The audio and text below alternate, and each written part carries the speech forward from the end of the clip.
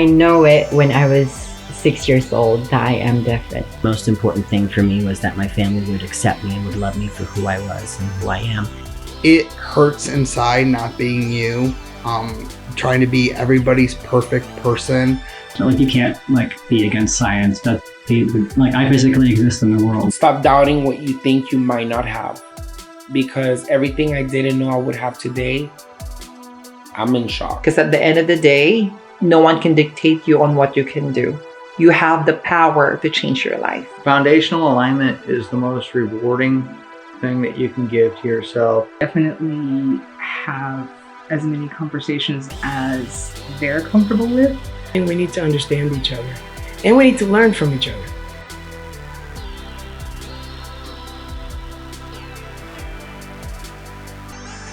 Hi, I'm Jessica, and I find it interesting that people ask me my preferred pronouns because they didn't used to ask me that when I was a kid. But anyhow, if you were to ask me, I'd say whatever you want as long as you're comfortable calling me that, but actually I'd prefer she. So there you have it.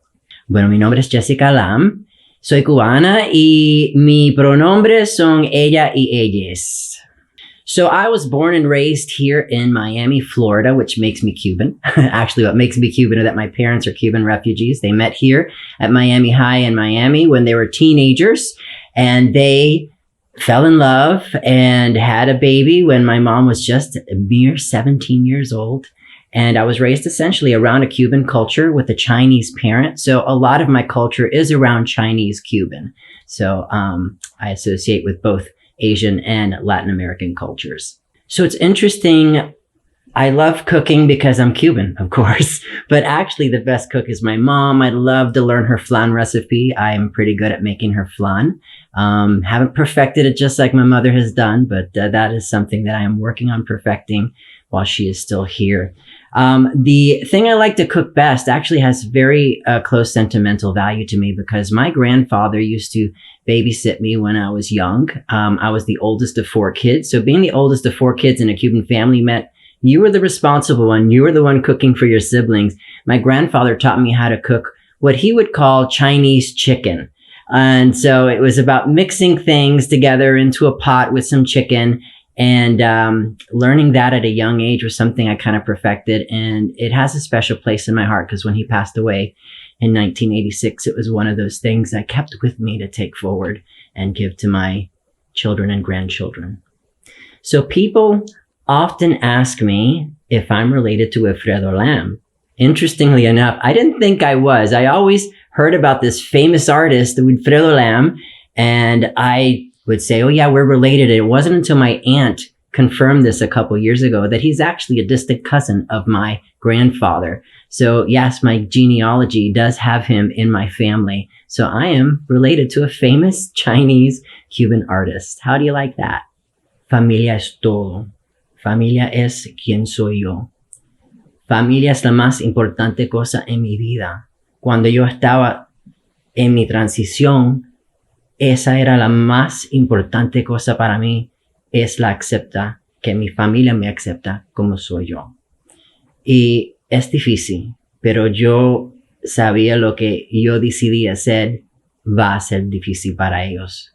Y para mí, ellos son mis superhéroes porque me aceptaron al fin, porque cuando ellos me dijeron que me aman sin condiciones, ellos últimamente me enseñaron eso. So family is the most important thing to me. Family is what makes my life goes round. Family is those people you can count on. Family isn't always the people that you share the same blood with. But fortunately for me, family are those people that I share a common bond with, common ancestors with. And I knew from early on in my transition that was the most important thing for me was that my family would accept me and would love me for who I was and who I am today. So they are my superheroes. When somebody asks me who my heroes are, I could tell you Captain Kirk and Fonzie and Superman and all these superheroes in my life. Notice they were all male people, right? I didn't mention any female ones except for maybe Linda Carter. But the real superheroes in my life is my mom, my dad, my brothers, my sister, because they didn't ask to have a transgender brother or sister or son, but they had one And when they told me they'd love me unconditionally, I certainly did put that to the test. And it took them a while. I realized that my transition wasn't just my own, but it was a transition for my family members. And that was important to me. And now moving forward in my life as a grandparent, I pay that forward to my grandchild. And I'm in absolutely love with this young little girl who is going to share this knowledge that I bring to her of my life to the future and hopefully create a change in the world. So family is important because it's what you take with you. It's where you came from and it's where you're going. So I've been asked about what qualities of a transgender person that I am do I pass on to my kids, or what knowledge I've acquired by being transgendered to, and I use the transgendered ED, although transgender without the ED is the correct term. But, you know, it really makes me go back to thinking about some of the most important life lessons that I have learned in my life. One of the greatest lessons I've ever heard, and you might recognize this if you happen to be an alcoholic or somebody who's NA, but God grant me the serenity to accept the things I cannot change, to change the things I can, and the wisdom to know the difference. A wise lesson that my father, who was not an alcoholic, taught me at a young age. And as a kid, I'm like, what the hell does that mean? You know, the serenity to accept the things I can't change and the wisdom to know the difference. But you know, when I apply it into the context of my life and what I've gone through, it's easy to understand because I can't change what people think about me, but I certainly can change what I feel about myself and what I do and how I react and how I accept the world around me. I can govern myself around those things. And so this knowledge that I have sort of embodied in my life, I pass down to my future generations. And if there's one thing that I know can benefit another, is to realize that you can't control everything. And even through your transition, you can't control how people are going to react to you.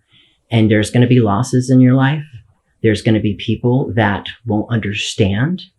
And that's nothing you can do about. But you can set an example. You can love them anyway, despite what they believe or their differences. And that really takes me back to family, because when you love one another, and if you want to live by a Christian faith, whatever faith you choose to believe in, most faith talk about love. And that simple act of love without judgment, love without bias. And when you've learned to master that, you've become a master of your own life.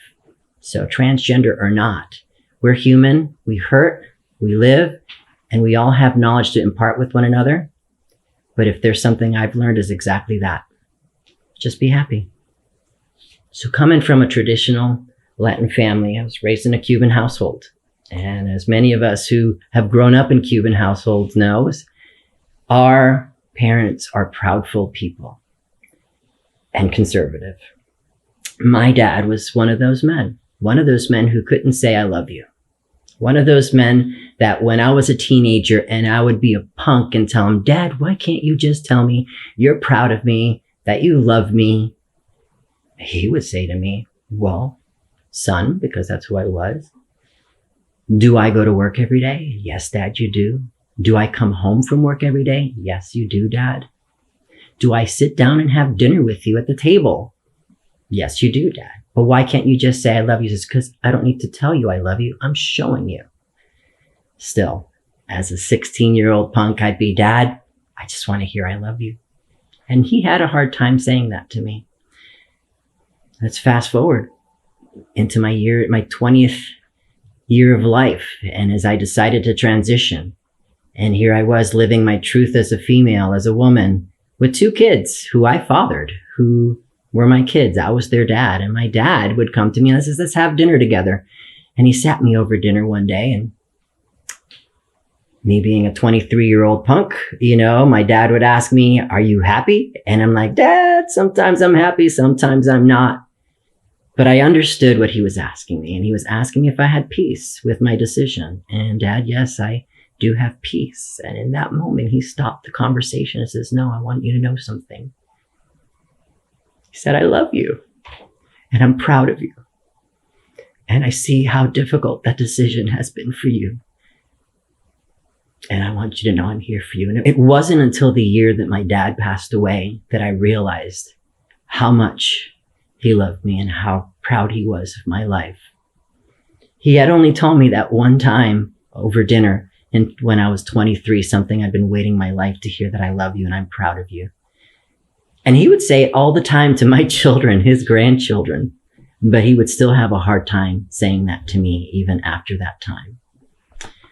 And it wasn't until his funeral, because his death was unexpected. My dad did not have cancer. My dad was not in a car accident. He died in his sleep. We don't know why. Not much older than I am today. And it was at his funeral that I met a woman. Now, if I know what a lesbian looks like, she was probably a lesbian. And she came up to me and said, "You're the oldest, aren't you?" And I'm like, "Yeah, I am." She's like, "I worked with your dad for 30 years at UPS. And I'm looking at this woman. It's like, who the hell is this woman? 30 years with my dad, knew my dad. I don't know who you are." I might have remembered her from a UPS picnic years back, but she said to me, "You know, your dad used to come to me and tell me how proud he was of you and how much he loved you." And I didn't know that my dad was my greatest ally. And I asked my mom, "Mom, did you know who this woman was that worked with dad for 30 years? She just walked up to me and told me how much dad loved me and how much he was proud of me, how he would, after he and my mom got divorced, he would ask his dates, 'Are you okay with transgender people?' And if they said no, he'd say, like, 'That's the door over there. My son's transgender.'" And my mom said to me, "Yeah, I knew that." When I was having my mom says, "When I was having a hard time with you transitioning, he came to me and said, 'But this is our kid and we have to love our kid and our kid's happy.' And that's all we want for our children." And so that love, I didn't really know that growing up. My grandchildren were lucky to have it. But I take that and it fills my heart today to know that I can pass that forward to future Lamb family generations. And those lessons he taught me. I mean, my dad and I were this growing up, but in the end, I'm glad we had this. And so I'm grateful for the life I've had. So when my granddaughter looks at me, I hope that she sees somebody that she wants to be like one day. I hope that I could set an example for her, that she can be who she wants, however she wants. My granddaughter's a little mixed race little girl who I know struggles with that. And I hope that she sees the courage I have for being myself, helps her be who she needs to be. And right now, she's an amazing little girl, and I'm proud of her.